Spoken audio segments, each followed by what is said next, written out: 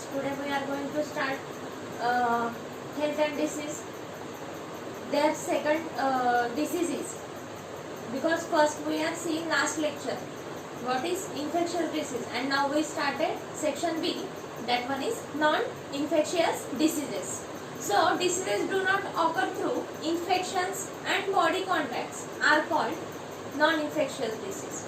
म्हणजेच की जे रोग संक्रमणातून किंवा संसर्गातून होत नाहीत त्यांना म्हटलं जातं असंसर्गजन्य रोग. Such diseases are arise in human body itself due to certain reasons. काही असे काही रोग आहेत की ते विशिष्ट कारणांमुळे होतात, तर ते आपण पाहणार आहोत. Then in that first disease is cancer. So cancer disease definition. First of all, we here see that definition of cancer means uncontrolled and abnormal cell grow is called as cancer. म्हणजेच की पेशींच्या अनियंत्रित व अपसामान्य वाढीस काय म्हटलं जातं, कर्करोग असं म्हटलं जातं. तर group or lump of cancerous cells is called as malignant tumour.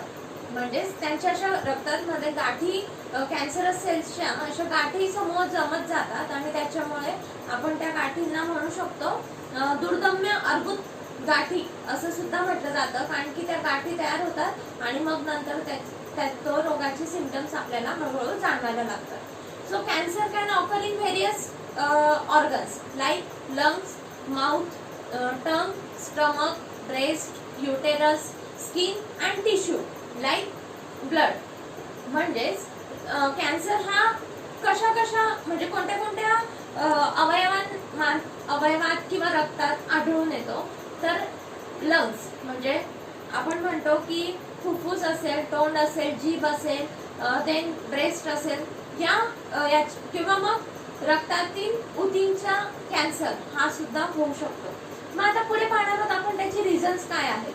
So reasons means consumptions of tobacco, gutkha, smoking, alcoholism, lack of fiber content, that like fiber content means fruits and leafy vegetables in food, and excessive consumptions of junk food. Then in junk food, pizza, burger, etc. are some of the many possible reasons. ह्यांच्या मार्फत म्हणजे ह्या कारणांद्वारे होऊ शकतो. म्हणजेच काय रे की तंबाखूचं सेवन असेल, तुम्ही ड्रिंक, जे लोक ज्यांना कॅन्सर होतो तर ते लोक जास्तीत जास्त ड्रिंक करत असतील किंवा मग स्मोकिंग करत असतील किंवा लॅक ऑफ काही फ्रुट्स अँड व्हेजिटेबल्सच्या माध्यमातून पण होतो. नंतर त्याचा आपण काही असे सिम्पटम्स असतात. That is hereditary may also be a reason. म्हणजेच अनुवंशिक सुद्धा असू शकतो. Then symptoms of cancer is first one is chronic cough, hoarse voice, then difficulty in swallowing. Means म्हणजेच काय होतं रे, ह्याच्यामध्ये दीर्घकालीन खोकला असतो किंवा मग आवाज घोगरा येतो किंवा मग सूज आलेली असते ज्या भागामध्ये असतो तो. Then second one is incurable scar and inflammation. Incurable scar means की उपचार करूनही बरा न होणारा रोग आहे किंवा मग सूज येते किंवा मग त्याच्यावरती व्रण, म्हणजेच स्कार म्हणजेच काय की व्रण. तर अशा पद्धतीचे त्याचे सिम्पटम्स असतात. तिसरा आहे lungs in breast. Fourth one is unexplained weight loss. म्हणजेच की आपल्याला स्तनामध्ये म्हणजे आपण जे पाहतो जे रोगाचे सिम्पटम्स आहेत, तर काही पेशंटच्या ह्याच्यामध्ये आढळून येतात स्तनात गाठी निर्माण होतील किंवा मग अनएक्सप्लेन्ड वेट लॉस म्हणजे अचानक शरीराचं वजन कमी होत असेल, ही झाली त्याची symptoms. Modern diagnostics and treatment of cancer. The various techniques like CT scan, MRI, biopsy, mammography used in diagnosis of cancer, and for in case in this method like chemography, then radiation therapy and surgery, then modern techniques like robotic and laparoscopic therapy also follow. Disease is diabetes. The hormone insulin producing pancreas control the level of sugar, glucose in blood. Then the definition of diabetes.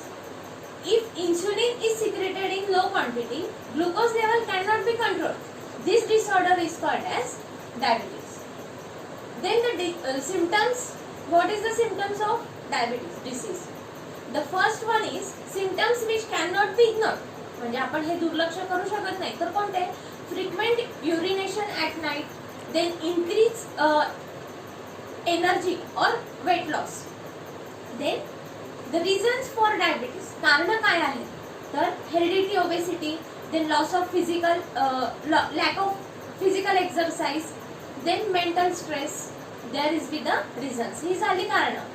म्हणजेच ह्याच्यावरून आपल्याला diabetes ची symptoms किंवा reasons हे लक्षात घेऊन हा disease कसा होतो ते आपल्याला माहिती होते. Third disease is heart disease. Efficiency of the heart decreases due to decreased blood supply and thereby oxygen and nutrient supply to the heart muscles. म्हणजेच हृदय विकार हा स्नायूंच्या त्या रक्ताच्या व पर्यायाने हृदयापर्यंत रक्ताचा पुरवठा कमी झाल्यास हृदयाची जी कार्य करण्याची क्षमता असते ती काय असते? कमी कमी होत जाते.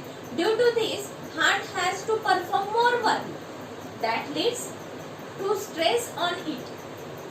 म्हणजेच ह्याच्यामुळे काय होतं की त्या हृदयावरती जास्तीत जास्त कार्य करण्याचा लोड येत असतो आणि त्याच्यामुळे त्या लोडमुळे काय होतं की एखाद्याला हृदयविकार होण्याची शक्यता असते.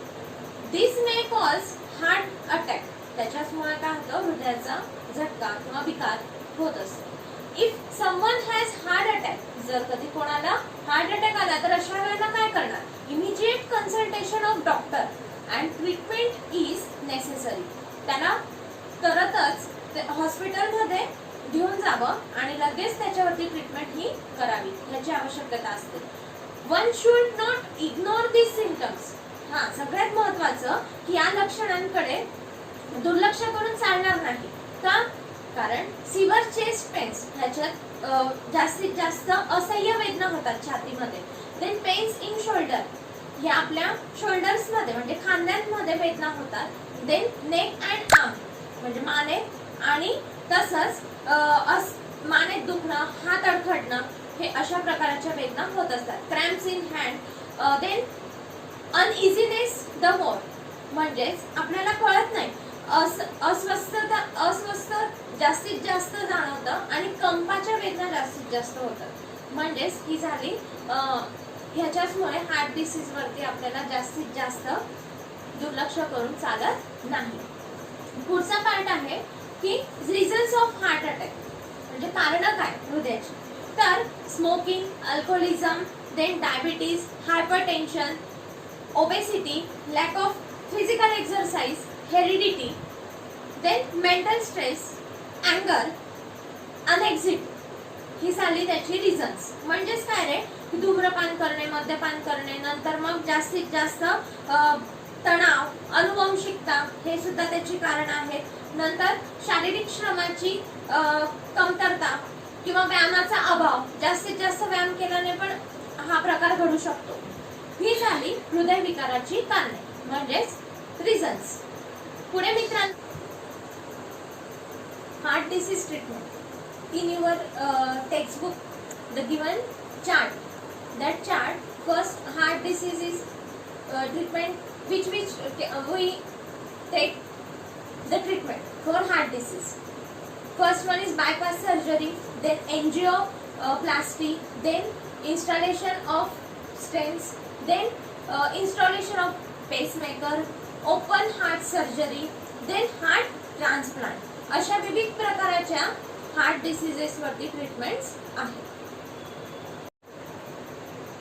The diseases are completed, but here in your textbook given misuse of medicines.